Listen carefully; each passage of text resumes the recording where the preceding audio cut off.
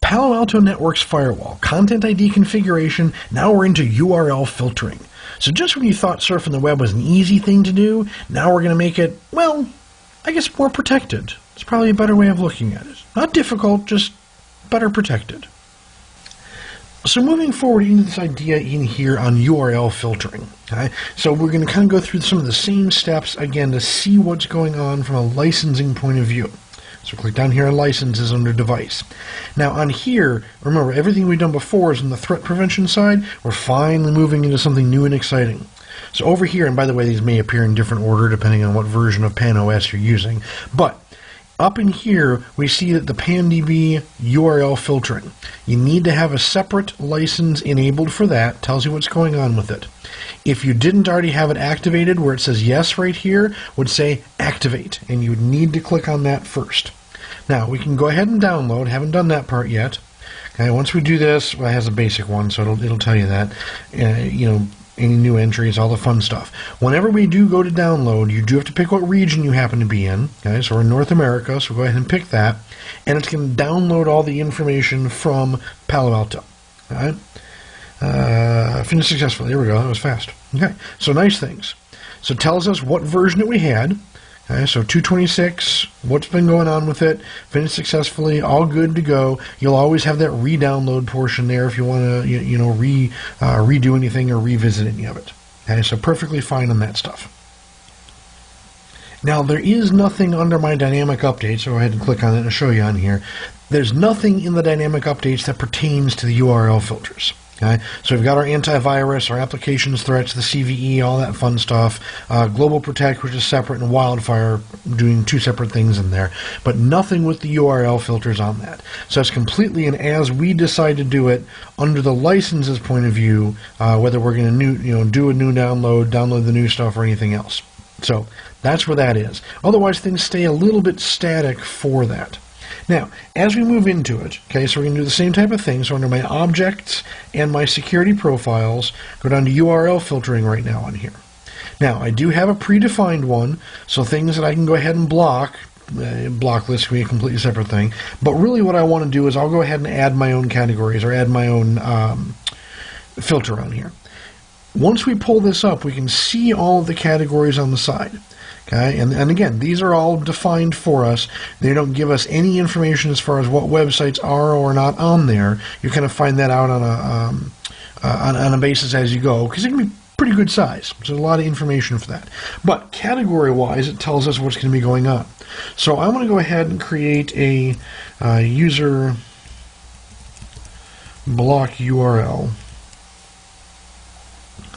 And pick some informations on there. Okay. Now, block list and allow list. This is my black list and my white list on here. And I can also pick the action for what I'm going to do for it. Remember actions that we had. Block, of course, automatically blocks. Continue will make the user click OK that they realize that you're logging something up with that. Override, of course, is they must enter a password in order to do that. And then alert just makes a log file for it. So leave that as block. But if there's anything that you do, that you want to have in here, that you want to have blocked, go ahead and do that. Otherwise, things that you want to have allowed, absolutely put that on there. From a category standpoint, okay, so we have all the categories. We can check or uncheck whatever we want, and then the action that participates along with it. So things that I want to look at, and we'll just pick a couple of the topics on here. As far as where we're at, see that, dating on this page. We'll change each of these to block. I should do it with each one as we go, so alright.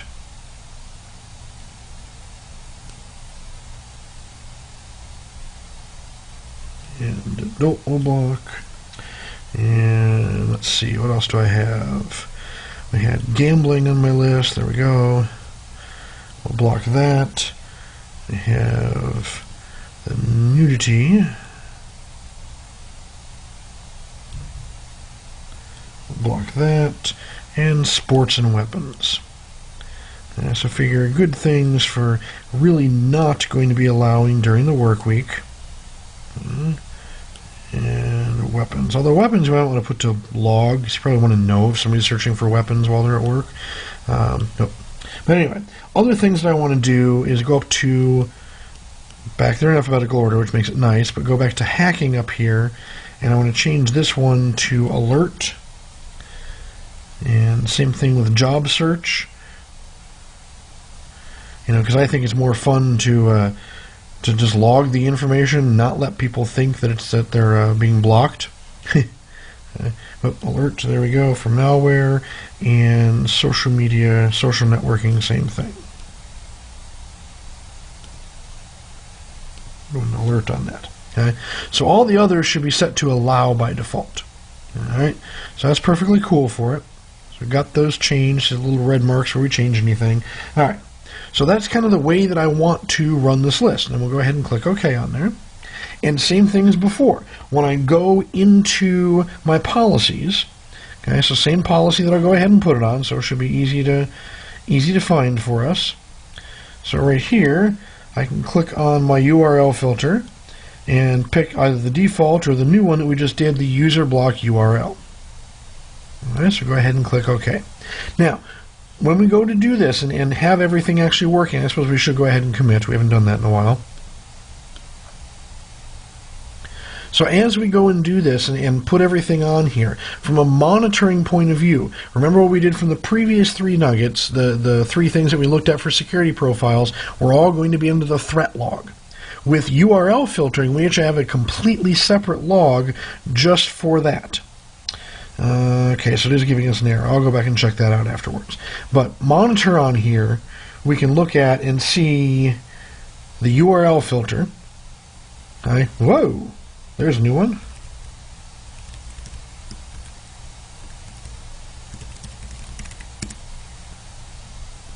Okay, so it didn't kick me out this time. That was very bizarre.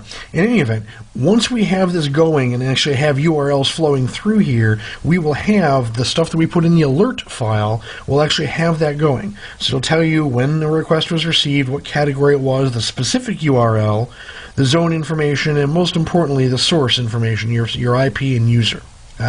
And action will go along with it. But it'll tell you everything that we've got from monitoring those URLs that we're going to do. And that's really kind of the important piece, the thing that we want to get out of the URL filter is exactly doing that. So this is where we're going to find the information, and that is URL filtering.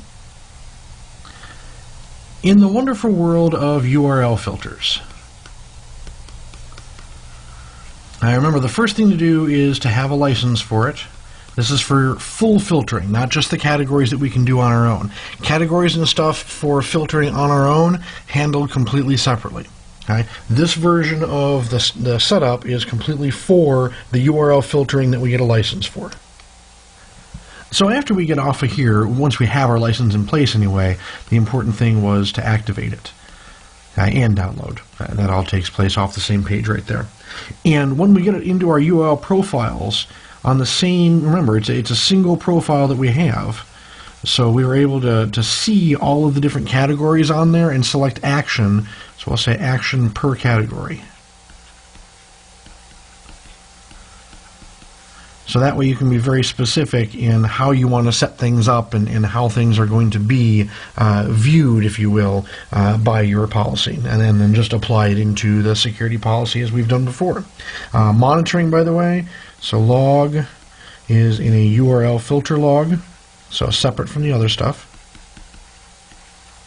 Obviously you have to have transactions take place for that log to be populated, but as you get users, as you get information, as things happen in there, you'll see that information start to populate. But otherwise, that handles our URL filtering. I hope this has been informative for you, and I'd like to thank you for viewing.